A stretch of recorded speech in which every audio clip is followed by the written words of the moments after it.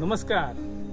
ब्रिटनच्या इतिहासात सर्वात प्रदीर्घ काळ सम्राज्ञीपदी राहिलेल्या महाराणी एलिझाबेथ यांनी पहिली भारत भेट सन 1961 साली दिली होती.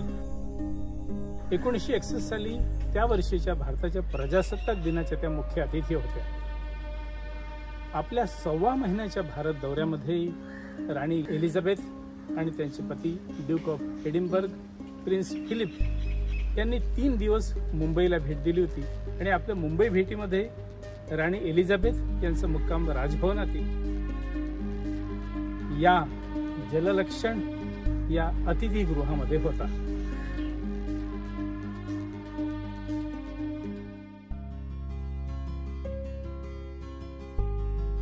राजभवन हेरिटेज वॉकच्या आजच्या या भागात आपण राणी एलिझाबेथ आणि ड्यूक ऑफ एडिनबर्ग यांच्या त्या 1961 सालच्या पहिल्या भेटीच्या काही आठवणी ताज्या करणार आहोत.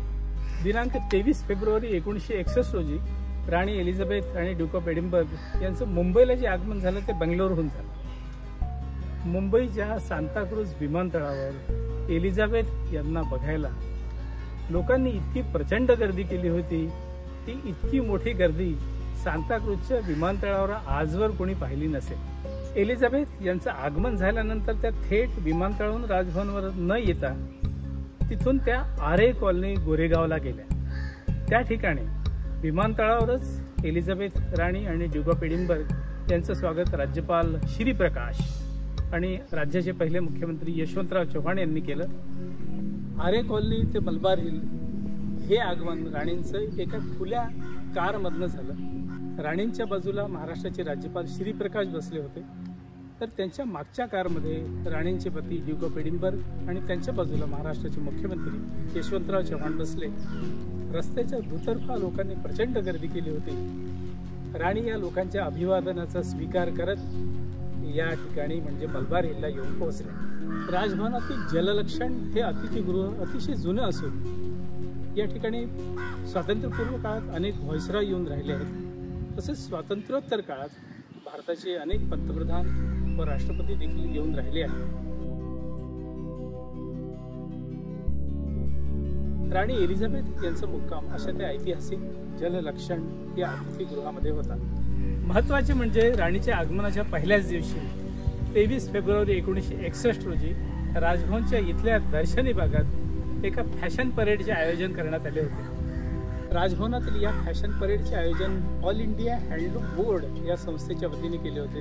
एक छान रॅम्प या ठिकाणी टाकला होता आणि त्या रॅम्पवर वेगवेगळ्या मॉडेल्सनी भारतातल्या हातमागापासून तयार करण्यात आलेल्या वेगवेगळ्या साड्यांचं प्रदर्शन त्या ठिकाणी केलं होतं. तसंच भारतीय वस्त्रापासून तयार केलेल्या वेस्टर्न फॅब्रिकचं देखील त्या ठिकाणी प्रदर्शन करण्यात आलं होतं.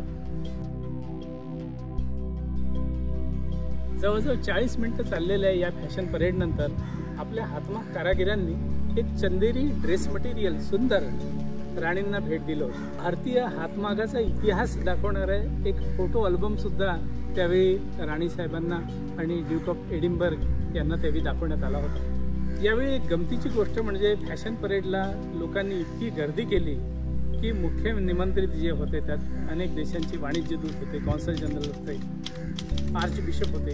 या लोकांना बसायलाच जागा नव्हती.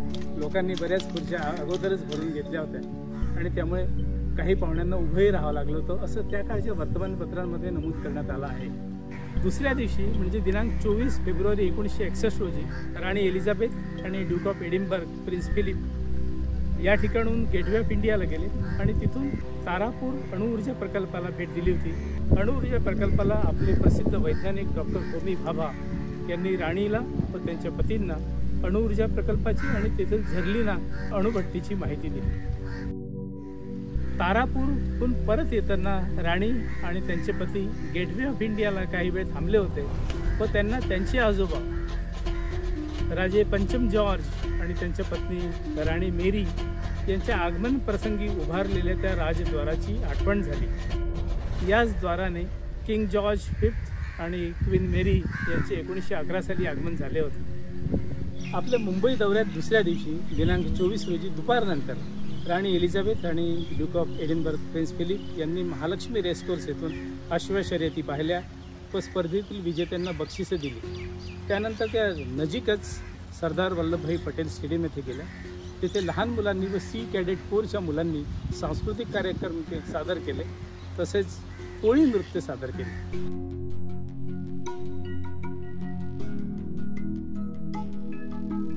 त्या दिवशी संध्याकाळी राज्यपाल श्रीप्रकाश आणि मुख्यमंत्री यशवंतराव चव्हाण यांनी राणी एलिझाबेथ आणि त्यांचे पती या ठिकाणी शाही मेजवानीचे आयोजन केले होते।